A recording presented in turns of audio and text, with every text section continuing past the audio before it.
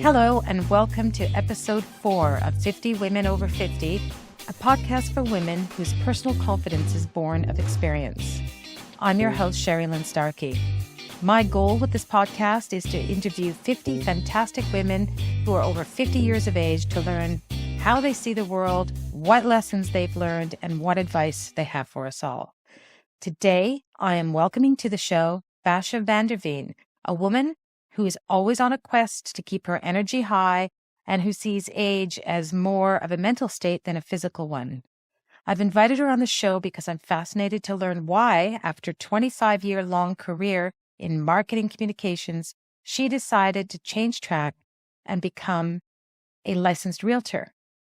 In this interview, Basia confirms that she's having a blast in her new career and is finding so much personal growth through it. Today, I am so excited to have Basia van der Veen join me on the show. Welcome to the show, Basia. Thanks very much, Sherry Lynn. It's great to be here. So for all the listeners out there, Basia and I know each other quite well. We've been friends ever since I came back to Canada about 11 years ago. Formerly, she was a marketing and communications professional, but she's made a major change in her life, and we're going to hear about that a little bit later. But that's one of the reasons why I asked her to come on the call. I'm so excited for you to be here to tell me all about life in your 50s. This is a great project that you've started. So I've enjoyed I think there have been 2 episodes so far, and I've really liked them. So I'm glad to continue. Yeah, the feedback so far has been really positive, and I'm having fun doing it, which is the main thing. So good for you. I'm going to keep on. So tell me about your 50th birthday party. What did you do to celebrate? Well, I hit 50 right at the pandemic. I think it was lockdown number 2. So we didn't have a big party. I decided to have 50 little tiny parties. So I just met up with as many people one-on-one, mostly for walks from what I remember. I don't think we had anything huge at all because nobody was getting together, and we were all gathering outside. We were told, don't meet inside, we're indoors. Yeah. So yeah, but that's okay. I had a series of little tiny gatherings, and my biggest, happiest moment was getting together with close friends for a hike when it was possible to do that. And not only did we do a great hike, but my friends brought cupcakes, champagne, and although I think officially it's not allowed, so let's not tell anyone, but they did sneak a little bit of champagne on a hike and brought me to a lookout, and they actually gifted me a commissioned painting that was a view of the lookout by Nicole Allen. And it was just such a moving moment for me that you didn't need a party, and it was a party of its own kind during pandemic times, but it was really wonderful. It sounds wonderful. What a great way to mark a milestone like that. Going out into nature, and it sounds like your friends give you a really thoughtful present. Yeah. I'm enjoying asking my guests this question because there's such a wide range of responses. I don't think I've had anyone yet that said, yeah, we had a big bash. Like nobody has said that. Okay. So in the lead up to turning 50, did you do anything to prepare? Like, for example, when I was coming up to my 50s, I was like, I am not going to be fat in 50. So I went on a really strict diet, took off some weight, and because I didn't want to be fat in 50. And so I started like 6 months out trying to take some weight off. Did you do anything like that? So when I was turning 40, before I was headed for 40, I decided to celebrate 39 instead.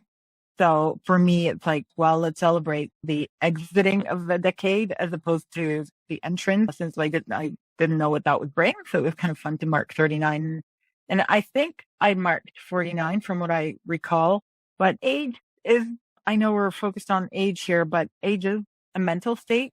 And I think for me, it's an ongoing challenge to myself to stay as youthful as possible, physically and mentally, spiritually, emotionally, and keep the energy up. So I'm always on a quest to keep my energy high, despite the year or age. I often forget my age, actually. Today, somebody asked me how old I was, and I had to think about it. My birthday's not that far away, so I gave a number, and I thought, I have to double check. But anyway, long answer.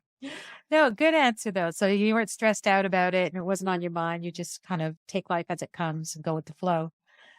I think so. Yeah, that's a great attitude to have. Now that you're into your 50s, has anything surprised you about life as a 50? Well, yeah, I'm sure if it weren't for a pandemic and lockdown, this conversation would be very different. But we've all had our challenges and raising two teens and watching them go through the lockdown, school being in and out, and their struggles. So I'm 52 now, and it's been interesting bring what 50 plus means. There are a lot of things that come with the package. I'm happy to be here overall. There are some pain points and some happy points, and you're let go of a lot of things that you used to worry about, which is nice. But at the same time, there are a lot of physical points that come with the territory that you have to manage. And there's one of the reasons why I decided to come on the podcast was because I think we can learn a lot from one another. Listening to Dinah made me realize it's the best way to learn. I have friends who tell me what they've experienced, and it's often the primary source of information about our age, about our experiences, about what to expect. And I think that is so valuable that we need more of that. So if you get 100 women over 50 talking about their experiences as we are doing today, I think that would be so wonderful. And I'll certainly encourage my friends to come and chat with you and to share their experiences so we can all learn from one another. Because I've certainly learned a lot. And I won't get into details here, but it is certainly worth having conversations because our doctors don't always give us the solutions applicable to our own personal experience, as great as they are. And everybody's different, right? So we all have something that we can take from one another and apply it and try different things. I'm really glad for that kind of feedback, actually, because that's part of the inspiration for this podcast is it kind of stems from the pandemic because I've been here at my desk working away for 2.5, almost 3 years now, and not getting a chance to connect with my peers the way I would have in the previous life. So not having these conversations as we're going through these goals and challenges and high points and low points of life in this decade. And so I'm hoping with the podcast is kind of reconnect with a bunch of friends and actually have these conversations. Because if the pandemic had never happened, we'd be getting together for coffee and stuff over the last couple of years and having these conversations. So there's that. And then the second thing, what you say there is so true about the fact that our doctors are like, when's the last time you saw your doctor in person? Again, a pandemic thing. I haven't seen my doctor in person, I don't think so. I actually did. I went not long ago. I think it's in the last 2 weeks, but I actually couldn't reach my doctor for about 2 years. The phone was either busy or no one was picking up. And I was shocked to get an appointment. And I was glad I got an appointment because I needed it. And it is related to age and thing changes.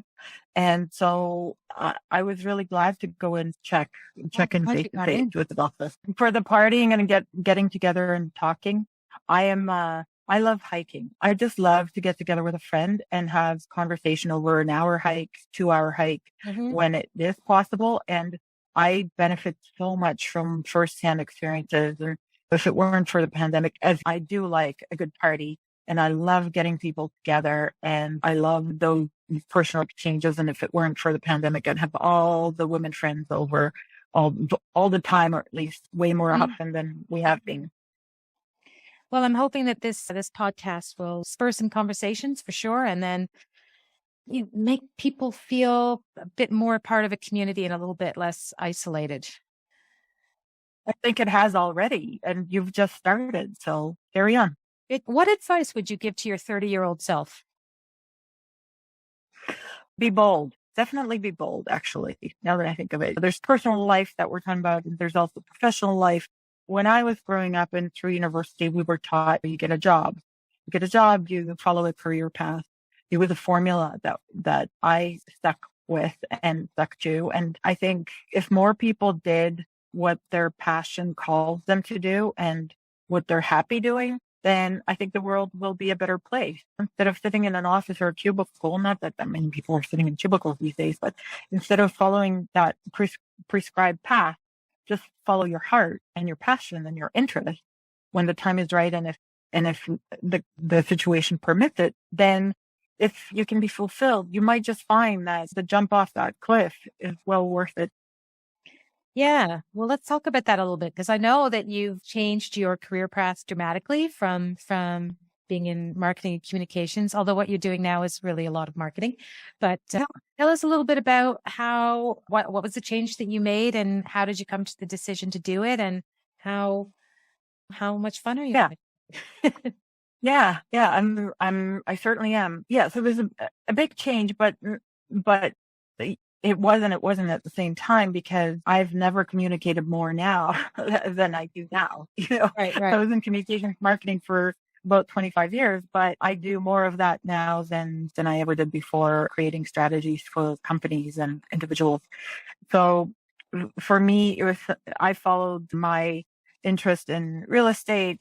I initially took the training in 2012, so quite some time ago, but then I got a promotion at work and the situation at home. Our kids were young and they needed our attention. It was just too much for me to get into at the time.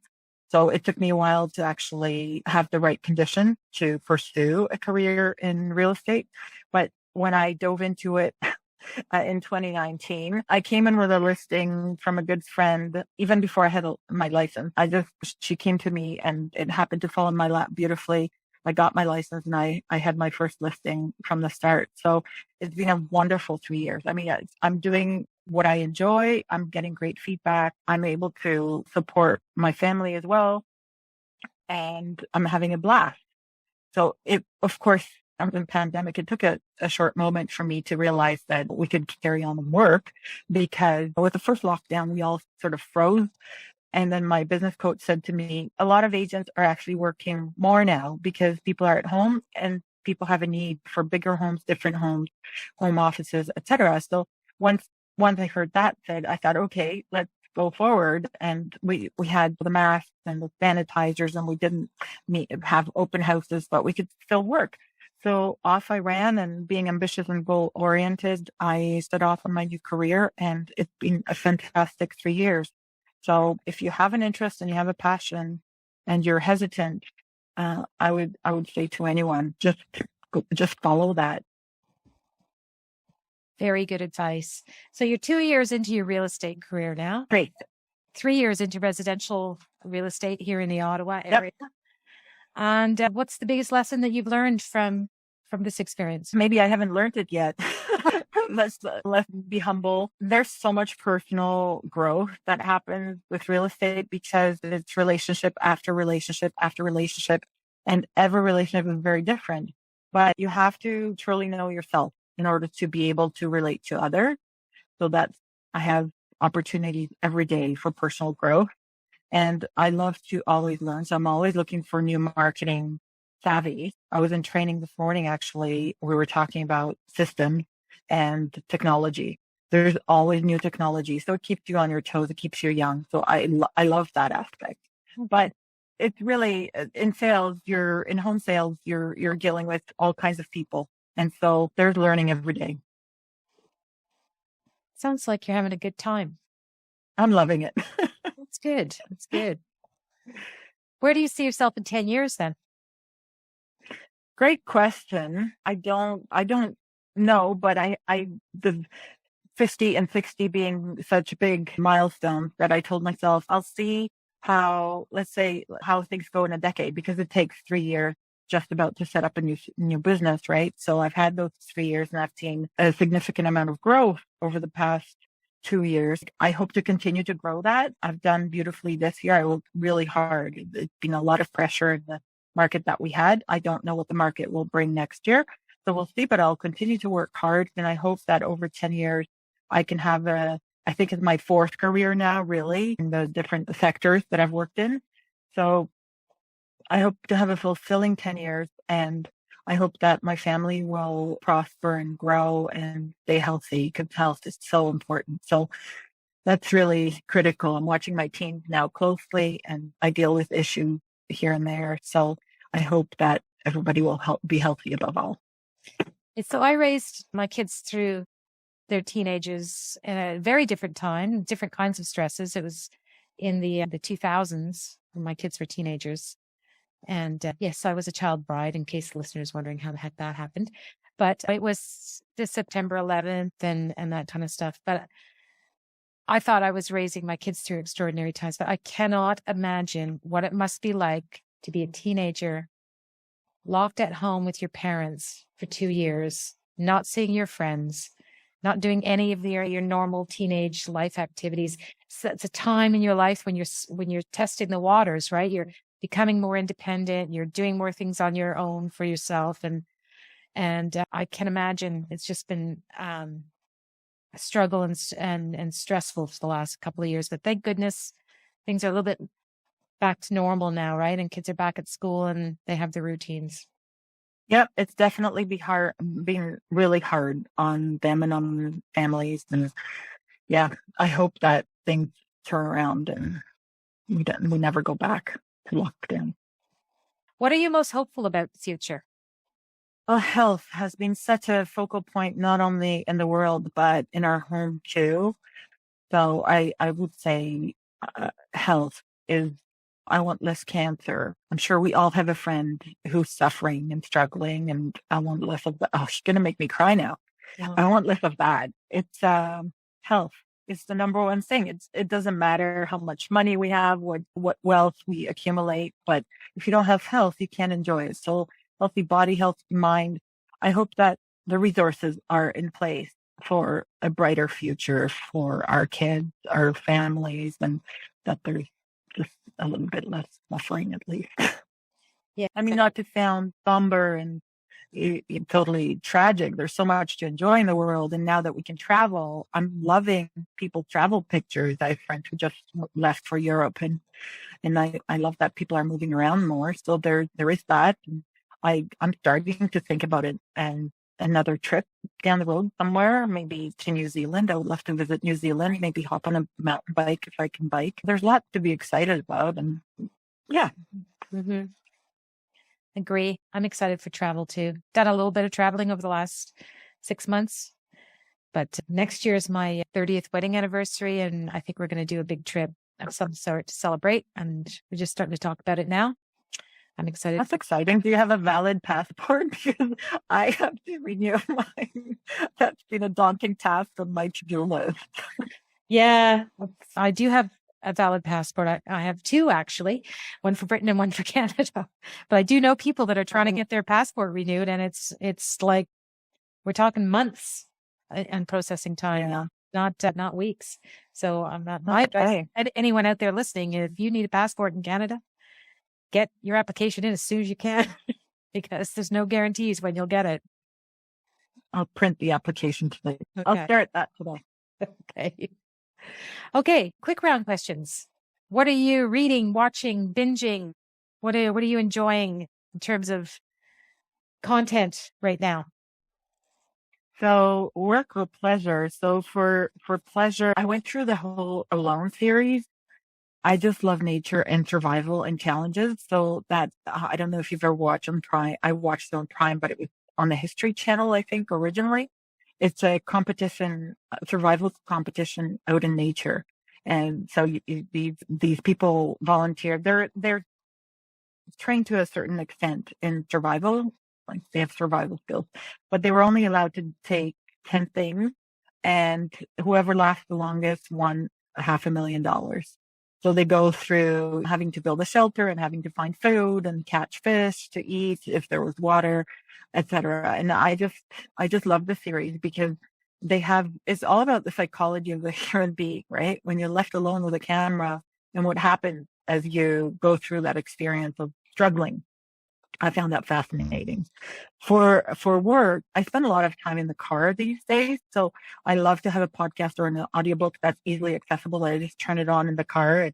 Again, it's only a 20-minute ride, gives me something for my brain. I was listening to digital marketing. So this is your area. And when I'm showing homes and selling homes, I don't have time.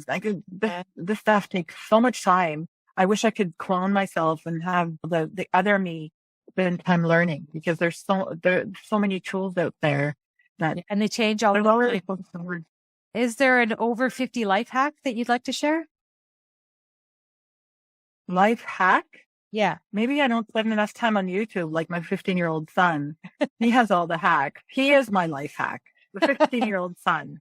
They're really clever with YouTube. Sometimes I wonder because we were told, oh, university education, that's the number one value in life.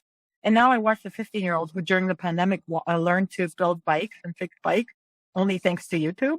And he actually managed to sell his services to neighbors who needed bike fixes when no one else was available. So yes, my number one life hack is my 15-year-old son. How's that? I love that answer. I love that. And I'm with you there on the whole YouTube thing. I had a flat tire and I have never changed a tire and there was no one around to help me. And I just brought my iPad out to the car and watched on YouTube and went step by step with the guy who was doing the instruction, and I got it done and it didn't take forever and I didn't even get dirty.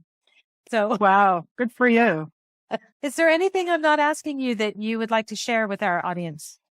Well, if anybody's listening and they're shy, and I know there are introverts and extroverts out there, and you have something to share, please don't be shy because you never know when you're going to touch someone who really needs to hear what you have to share. So just like Dinah did for me, I made an appointment with Dinah right after the episode, listening Excellent. to it. So you just never know. You just never know who's going to benefit, who's sitting at home alone. There are so many lonely people these days. So don't be shy. Come on up and have a conversation and share your gift or your thought.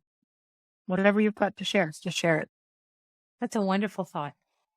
Where can our listeners find you online? Basia.ca, that's BASIA.ca for work. Well, that's the end of all the questions that I have. Thank you very much for joining me. I'm so glad you're doing this, Carolyn. And I want to flip this and I want to interview you. So maybe when you're ready for it. And that's it for episode 4 of 50 Women Over 50, a podcast for women whose personal confidence is born of experience. I have promised Basia that she can interview me as one of the 50 Women Over 50 someday soon. But now I want to thank licensed realtor Basia Vanderveen for joining me today and for being so generous with your thoughts and your ideas about women and community, and for being such an enthusiastic supporter of the show. To contact Basia, check out the show notes for links to her socials, and I've also included some links to tools and resources mentioned in the show. And I've got lots more interviews lined up with some super women, so don't miss an episode. Subscribe to the podcast now. And if you have a second, please drop me a rating or a review on Apple or wherever you get your podcasts. Let's connect and create a whole community of wise women over 50 by sharing a link to the show with your friends and connections. See you next time on 50 Women Over 50. I'm your host, Sherry Lynn Starkey.